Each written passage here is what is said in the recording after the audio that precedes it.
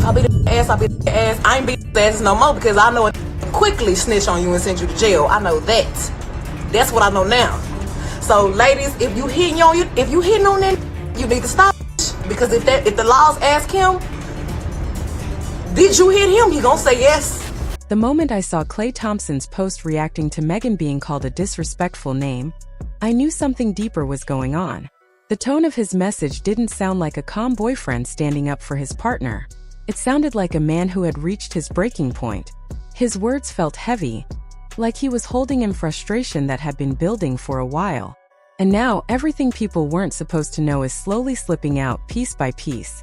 That post became the first clue that led people toward a much bigger story. Rumors started spreading that Klay was pulling away from Meghan after finding out she allegedly got involved with someone in his own locker room. That's when old conversations about her behavior resurfaced online, and the internet switched into full gossip mode. Before all the locker room talk heated up, you could already see where the tension started. Klay snapped at Pat Bev and Jason Williams after they joked about Meghan like she was disposable on their podcast. Klay posted, "Referring to my girlfriend as a P is disgusting and disturbing, especially from someone I played with. How would you feel if I talked about your wife that way? Pat, do better. Very disappointing. That didn't sound like a protective man. It sounded like someone trying to stop a narrative he knew was getting out of control." And it didn't help that this happened right around their red carpet debut at the Pete and Thomas Foundation Gala. On camera, they looked perfect, matching outfits, smiles, kisses, the whole fairy tale. Meghan even said this was her first relationship where she felt truly happy with a genuinely kind man. Klay stood beside her like everything was solid. But behind the scenes, people in NBA circles were already whispering that Klay had quietly taken a step back from her. Fans didn't notice the shift until much later. And things really blew up after Klay was asked about Tory Lanez and instantly shut the question down, refusing to let old drama attach itself to him again. Yo, bro, how you feel about Tory Lanez coming home? What you gonna do? What's that? With Tory. What's that? Bro. How you feel about Tory, bro? Get away. Get away from you? Are you scary, bro? His whole attitude changed. It wasn't anger. It was embarrassment, like he didn't want her past drama on him, especially after he admitted being late with no excuse. Roses for my boo. I'm sorry I was late, babe. Damn it. I'm sorry. I thought I timed it well. Sorry. There's no excuse. People online thought the moment was cute at first, but athletes on social media quickly started joking about Klay. They said he was acting soft, overly loyal, and moving more like Meghan's driver than her man, especially since she was sitting in the back seat like he was chauffeuring her around. But that's not even the real issue. What most people don't know is that the teammate she allegedly got involved with wasn't just some random guy. It was someone Klay actually trusted. That's where everything began to shift. If you look back, Klay's energy toward Meghan changed right around the time the locker room rumor started spreading. And the surprising part is the story didn't come from random gossip accounts. People connected to the Dallas Mavericks were hinting that Meghan got a little too close to someone Klay shared a locker room with. Nobody dropped the name publicly, but insiders repeatedly described the same thing.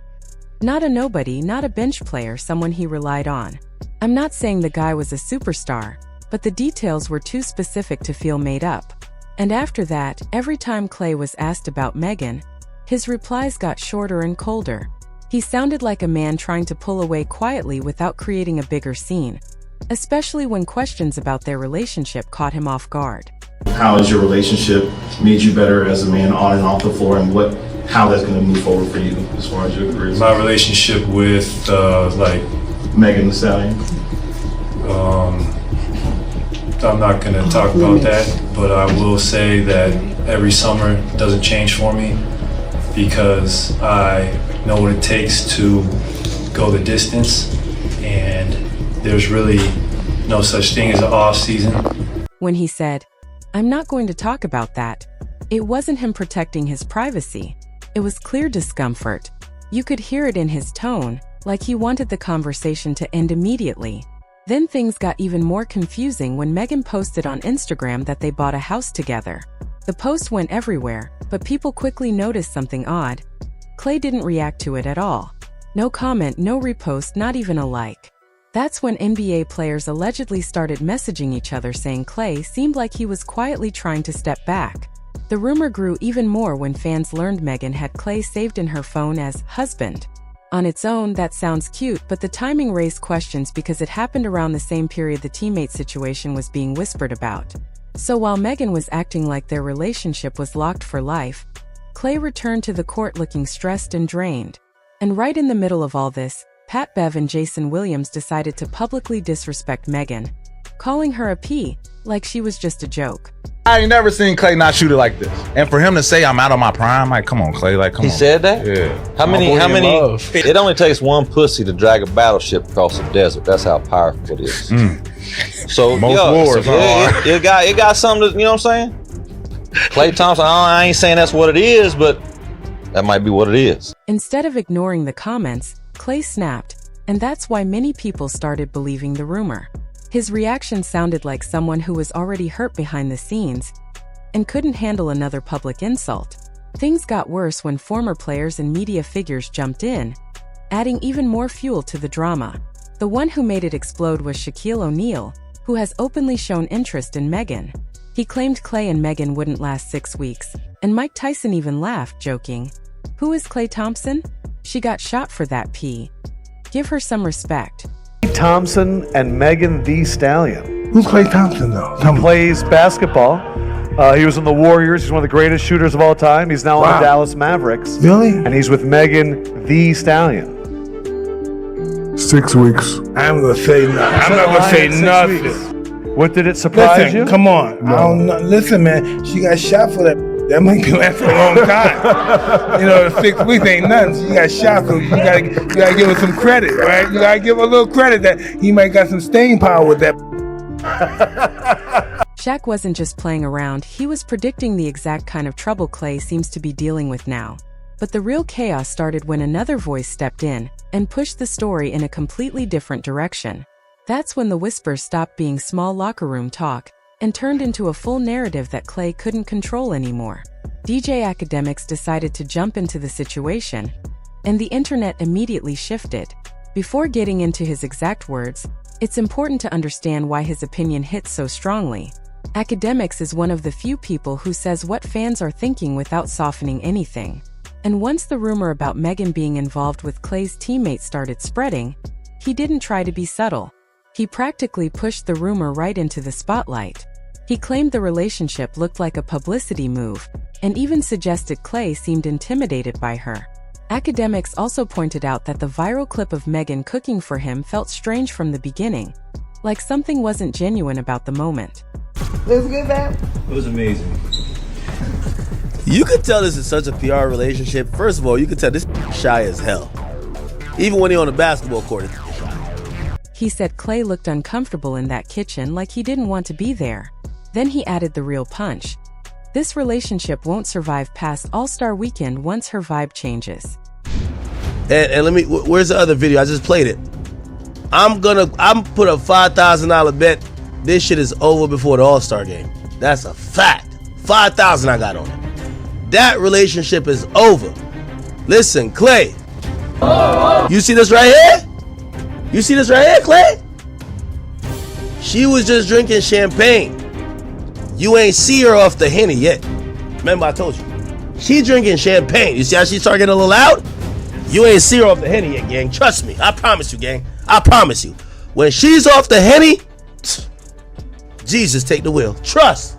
Didn't even sound like he was joking. He was suggesting that Klay couldn't deal with Meghan's real personality once she starts drinking behind the scenes. That's when the whole 304 talk came back. Not because of old drama, but because people began pulling out fresh receipts. The first thing they quoted was Meghan's own bold words from 2015. "If I beat a man up, I beat a man up." That way, okay? Because if I... That old clip of her saying, "If I beat someone up, I beat someone up," went viral again, and it wasn't by accident. It resurfaced right when fans started pointing out how tired Klay sounded whenever her name came up. Then Slim Bugger jumped in and made it worse, saying Meghan buying Klay a $300,000 AP watch made him look like a kid she was controlling. That's expensive. Did you see the watch she bought that nigga? 300? Man, what kind of gift you got to buy back if she give you a $300,000 watch? I can't have no woman, little boy in me. You know what I'm saying? Like, I'm representing boss energy. I cannot have a woman buying me a $300,000 watch expecting me to buy her, some. Klay confirmed Meghan truly bought him the expensive AP watch. Evening is just begun too. It's just a little past 8. Oh boy, we got a night ahead of us. So just play this one clear right there. Fire. That's a good watch too. Thank you, brother. Sheesh. Megan got gifted me this. Word? Yeah. What a sweet lady. Klay was showing off the watch, saying it was a little after 8 and they had a long night ahead. He called the place amazing and even said the watch was really nice. Someone joked about it and Klay replied, "She's a sweet lady." On the surface it sounded cute, but once you mix in the rumor about her getting close to his teammate, it suddenly made Klay look spoiled and played. The timing made everything worse. While fans were picking apart their relationship, Meghan went on Jennifer Hudson's show saying Klay made her life easier and that she was fully in her soft girl era. I've been through like so much, and I feel like I was always on the defense for a long time, and I feel like, oh my gosh, I gotta fight with myself. I'm squaring up with everybody all the time. But like right now, I feel like, you know what? I am so sure of myself and I'm so relaxed. I am very much a soft girl. Like, I am and you a wear woman. it so well. Yeah. So yes. I just feel like right now in life, I'm just a little bit more calm and relaxed and more zen and more accepting of love. Like I'm receiving love. I'm receiving love way better than I ever have in life, which is probably why the man that I have now has came into my life, because I was ready to have him. Yes, and you deserve it. People online thought the moment looked cute, but a lot of people on social media still weren't convinced. Many felt like Meghan was trying a little too hard in public, almost as if she was trying to cover something that wasn't going smoothly behind closed doors. And honestly, when you line up the timing of everything, it starts to feel like both of them were trying to keep a clean image instead of admitting whatever was really going on between them. That's why people began calling the whole situation a possible PR move. And nothing fueled that theory more than a huge Reddit thread where fans started questioning whether the relationship was genuine or if Klay was being used to help refresh Meghan's public image before All-Star Weekend. That's when the situation moved from simple online gossip to a full conversation that made people stop and ask, "Hold up, this might not be what it looks like." The moment the rumor about a teammate spread across social media, that Reddit thread went viral.